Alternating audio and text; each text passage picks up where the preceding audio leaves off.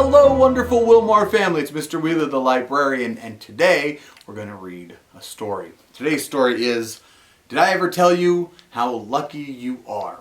And this is one of Mr. Wheeler's favorite stories by one of Mr. Wheeler's favorite authors. And I just wanted you guys to remember that even though everything kind of seems crazy right now, we're still very lucky. We're very blessed to be in America, to have our friends and to have our family around here close, and to have such a wonderful school that we're a part of. And so today, did I ever tell you how lucky you are? When I was quite young and quite small for my size, I met an old man in the desert of Dries, and he sang me a song I will never forget.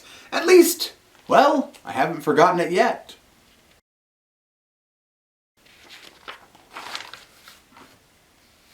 He sat in a terribly prickly place, but he sang with a sunny, sweet smile on his face.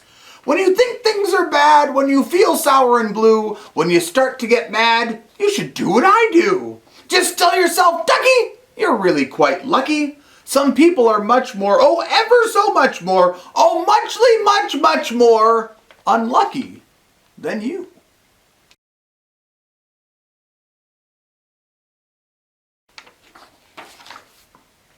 Be glad you don't work on the Bunglebung Bridge that they're building across Boomer Bay and Bum Ridge. It's a troublesome world. All the people who are in it are troubled with troubles almost every minute. You ought to be thankful a whole heaping lot for the places and people you're lucky you're not.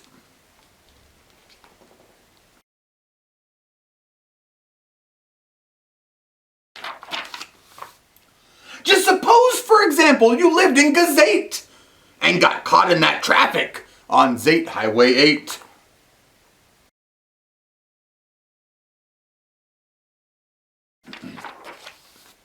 Or suppose, just for instance, you lived in Gazaire with your bedroom up here and your bathroom up there.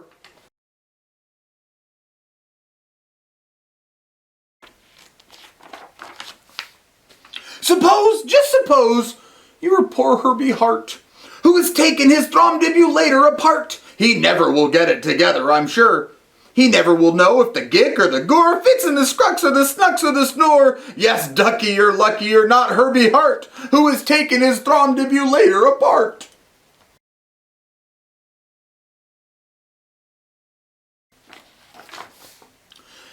Think they work you too hard? Think of poor Allie Sard. He has to mow grass in his uncle's backyard, and it's quick growing grass, and it grows as he mows it. The faster he mows it, the faster he grows it. And all that his stingy old uncle will pay for his shoving that mower around in that hay is the piffulous pay of 2 duclas a day. And Allie can't live on such piffulous pay. So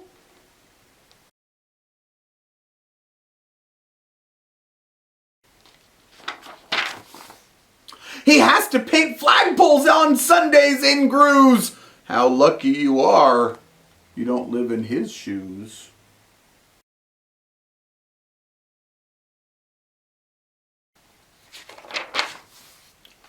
And poor Mr. Bix, every morning at 6, poor Mr. Bix has his borfin to fix.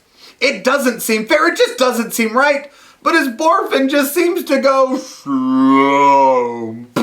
Every night, it slumps in a heap, sadly needing repair. Bix figures it's due to the local night air. It takes him all day to unslump it, and then the night air comes back, and it slumps once again.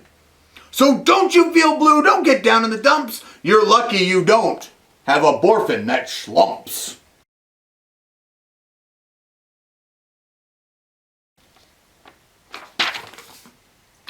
And while we are at it, consider the schlots. The crumple-horned, web-footed, green-bearded schlots whose tail is entailed with unsolvable knots. If he isn't muchly more worse off than you, I'll eat my umbrella. That's just what I'll do.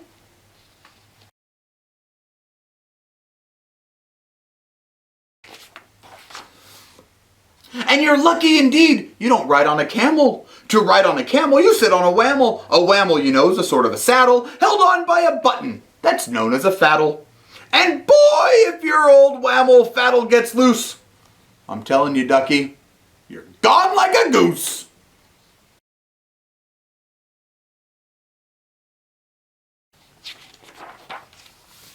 And poor Mr. Potter, T-crosser, I-dotter, he has to cross T's and he has to dot I's in an I and T factory out in Van Nuys.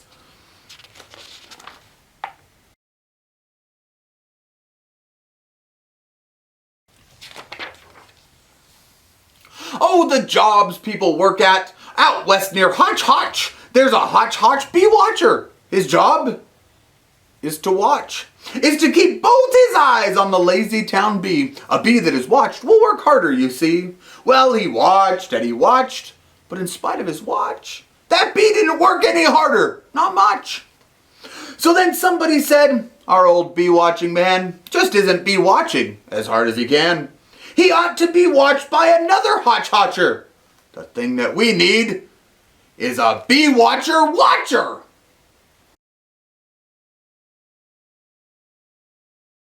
Well, the bee watcher watched the bee watcher. He didn't watch well, so another Hotch Hotcher had to come in as a watch watcher watcher. And today all the Hotchers who live in Hotch Hotch are watching the watch watcher watchering watch. Watching the watcher who's watching that bee. You're not a Hotch watcher. You're lucky, you see.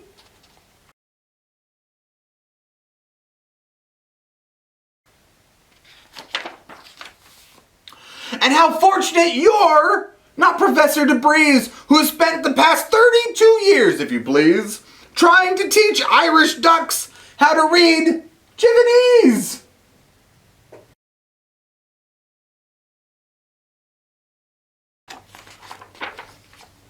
And think of the poor, puffing Pooglehorn players who have to parade down the Pooglehorn stairs every morning to wake up the Prince of Pooboken. It's awful how often their poogles get broken.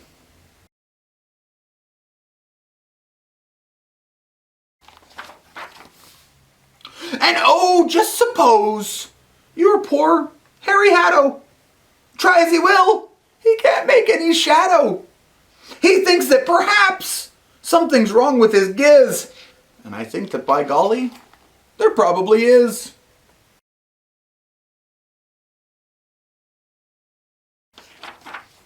And the brothers Bazoo, the poor brothers Bazoo, suppose your hair grew like theirs happened to do. You think you're unlucky? I'm telling you, ducky. Some people are muchly, oh, ever so muchly more unlucky than you.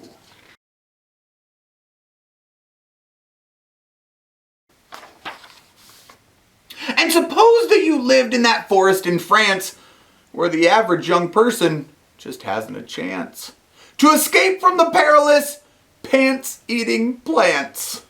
But your pants are safe, you're a fortunate guy, and you ought to be shouting, how lucky am I?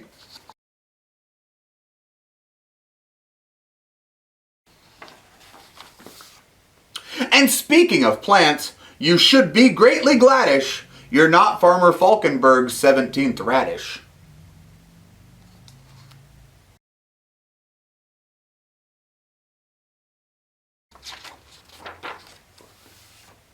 And you're so lucky you're not Gucky Gown, who lives by himself 90 miles out of town in the ruins of Ronk. Ronk is rather run down.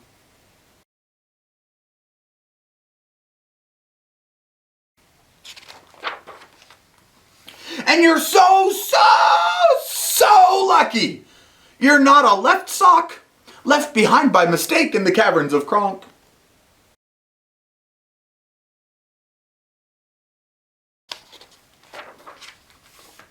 Thank goodness for all of the things you were not. Thank goodness you're not something someone forgot and left all alone in some punkerish place like a rusty tin coat hanger hanging in space.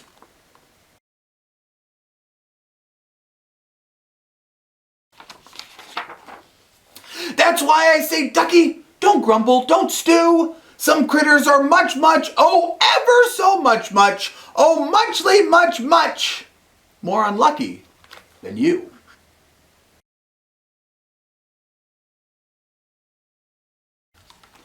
The end. That was a pretty fun book, huh? Okay, we'll do more books. If you guys want me to read a book, write down the comment section. Yeah, we'll do the comment section down in the video. So if there's a book that you're like, Mr. Wheeler, you need to read this. I cannot survive in my house without this book being read by Mr. Wheeler. Write down the comment section. I'll try and keep an eye on those as much as I can. I'll be here in the library as often as I can, and I'll get books, and we'll do a lot more of the reading of books because I'm a librarian and I love books. Okay, my friends, until next time, have a wonderful day, and I will see you guys later.